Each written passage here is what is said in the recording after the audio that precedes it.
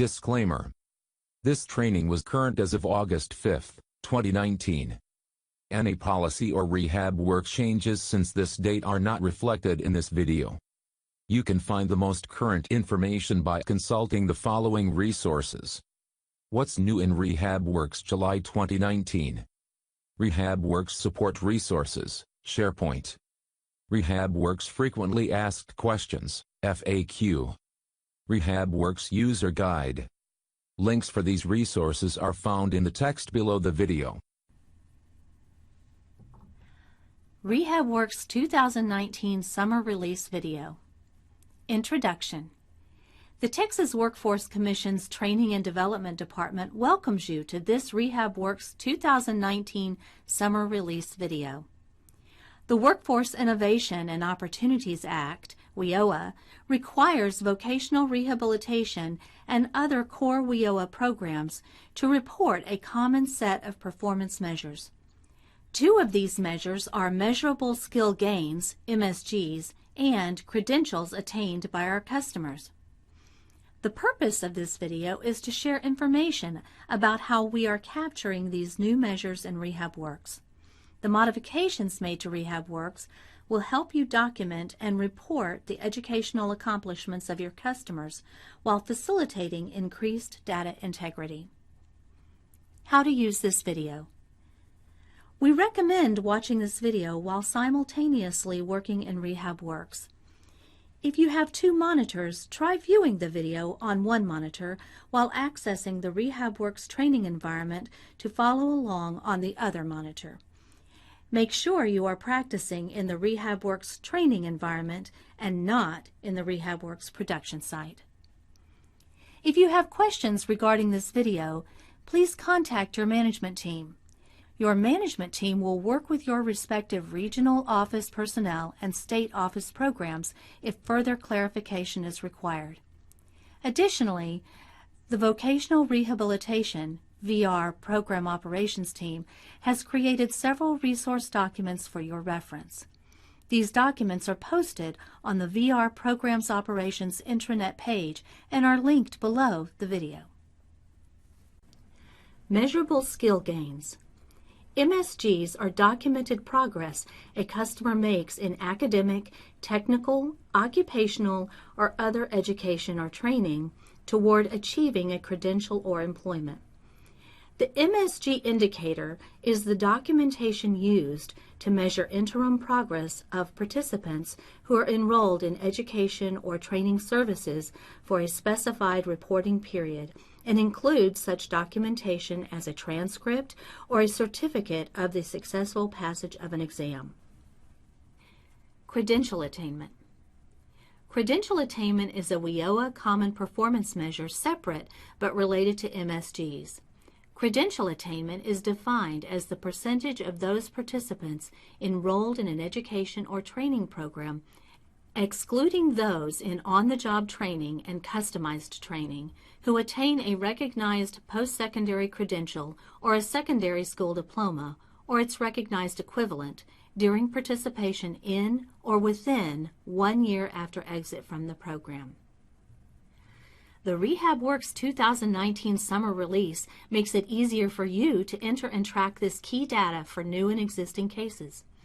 As you open new cases in ReHabWorks, you will follow the new process for documenting data on the Education History page.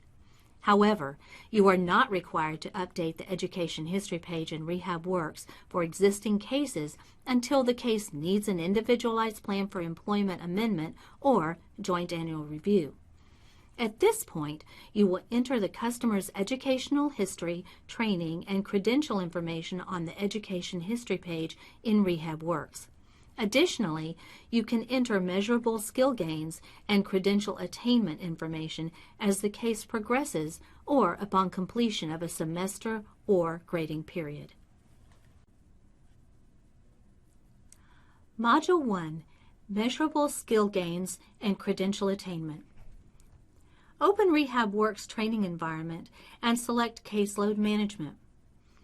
Access the following case. Case ID number 1815507, Rio de Janeiro. Or, for training purposes, you may choose to work in an existing case for practice.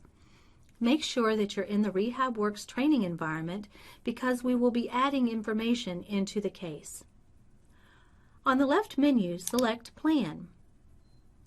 Depending on the phase that your case is in, you may see one or all of the following headers: Plan, World of Work, Education History, Barriers to Employment. Select Education History. Our training case is enrolled in a 4-year college program. This is indicated next to the bold letters Currently Enrolled. This status is retrieved from data entered on the initial contact page. You will notice that the 28 data elements previously required in this section have been reduced to 4 drop-down menus. Number 1, Current Highest Education Level Completed. Number 2, Highest Elementary or Secondary School Grade Completed. Number 3, Enrolled in Secondary Education. Number 4, Enrolled in State Adult Secondary School at the High Adult Secondary Education ASE level. The drop-down options for these headers remain the same. So, let's move down the page and look at what's new. Below these drop-downs, you may see a table at the bottom of the screen titled Training Information Records Returned 1 of 1. Beneath this table, you will find a gray button labeled New Training Information. If your customer's prior training history was recorded, this information will be displayed in the table.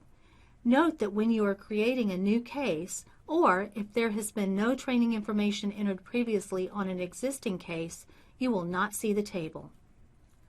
This table's header includes the following: period, degree credential, date enrolled, anticipated graduation completion date, graduation date, area of study description, withdrawn from training, date inactive. In our case, you can see that the words high school diploma are blue and underlined. You have the option to click on the hyperlinked degree credential and make edits.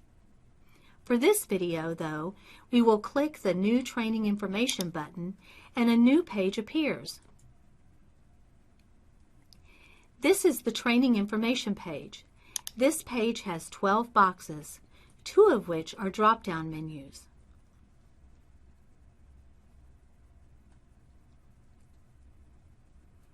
For our example, we are working with a customer who is currently enrolled in a 4-year degree program.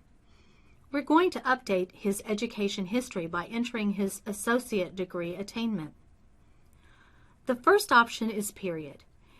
When we select the drop-down, we will select Current VR Case, Post-VR, or Pre-VR before Current Case. Note that if we select Current VR Case, an additional data element is added to the field requesting the date enrolled. This field will appear as the 3rd data element in that case. For our example, we will select Current VR Case. The next field is Degree Credential, and the drop-down list contains 15 options, ranging from no formal schooling through various academic degrees, as well as other professional credentials and on-the-job training. In this example, we are going to select Bachelor's Degree. Next, in the Date Enrolled field, we will enter 01/17/2020. In the next field, we will enter the area of study description. So let's say electrical engineering.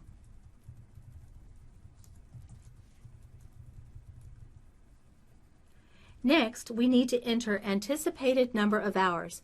As you can see in the display, this is based on the degree plan. This field is required for all entries except high school, GED, other, no formal schooling, or elementary middle school. Let's enter 120 hours in this field. Below, you will find anticipated graduation completion date. For our example, we will enter the date 05/31/2024. Below that, you will find a new header titled Number of Hours Previously Completed, and immediately below the header, you will find the word Total. ReHabWorks will display a cumulative total of hours that the customer previously attended. Let's see what that looks like. In the hours contributing to degree credential, let's enter 35. You can see that ReHabWorks has displayed 35 in the total field. In the following field, hours not contributing, let's enter 6. You can see that ReHabWorks has increased the number in the total display to 41. The next header on this page is labeled Current Training Progress. Below this header, you will find a grayed out button titled New Semester Grading Period.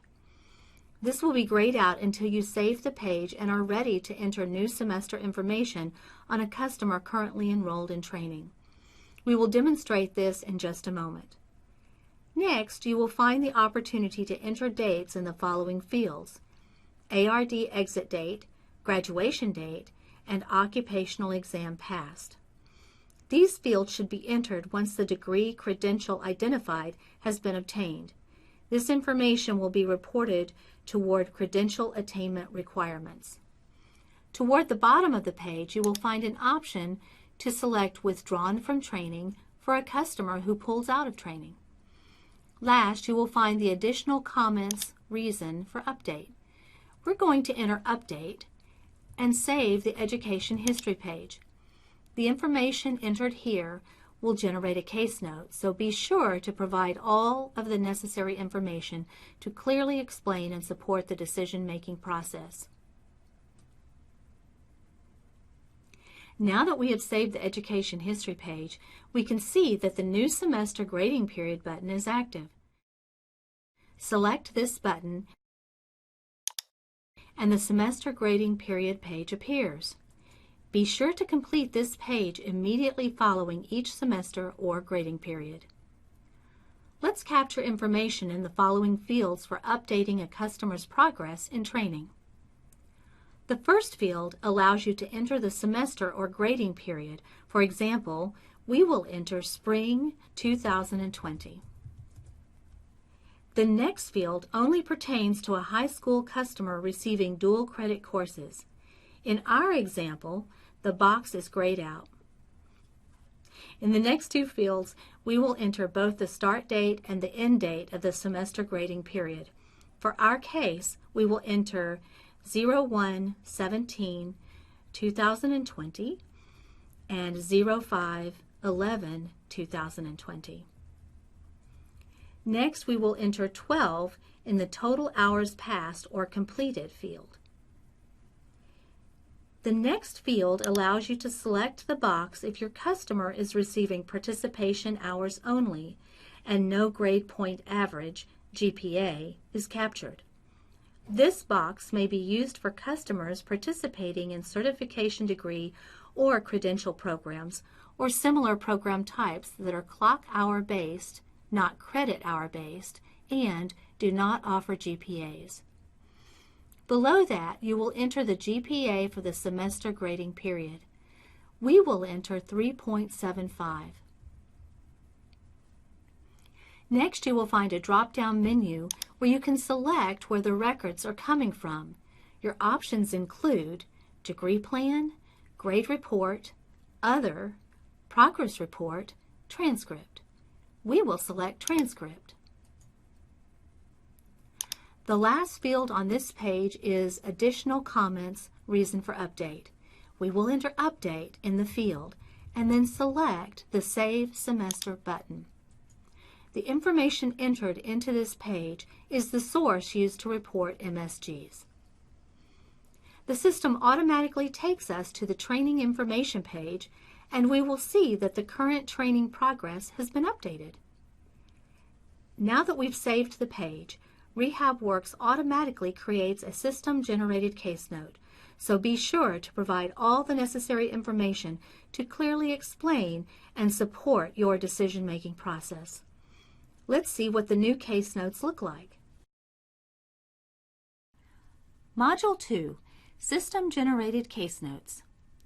From the left menu, select Case Management and then Case Note. You will see that ReHabWorks created case notes based on the information we just entered. Let's select the one titled Training Information was updated. As you can see, all the information we entered in the new Training Information page now appears in this system-generated case note. This includes the area of study, anticipated graduation date, and the hours contributing and not contributing to the degree. The system also generates a case note based on the information we entered for the customer's reported semester grades. Let's look at how the information we just entered now appears in the case notes by selecting the previous button at the bottom of the page.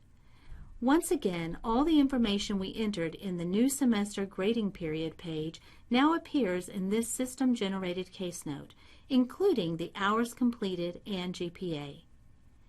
This wraps up the additional system-generated case notes that you will see in this release. Conclusion. Following the steps in this video will guide you through successful integration of these ReHabWorks updates into your daily processes. The Training and Development and Vocational Rehabilitation Services Program Operations Departments thank you for participating in this video. If you have additional questions, please review the following resources. What's new in ReHabWorks? July 2019. ReHabWorks Support Resources, SharePoint. ReHabWorks Frequently Asked Questions, FAQ. And ReHabWorks User Guide. You can find links to these resources on the Vocational Rehabilitation Division intranet page. Follow the links below the video. If you have questions not covered by these resources, please contact your manager directly.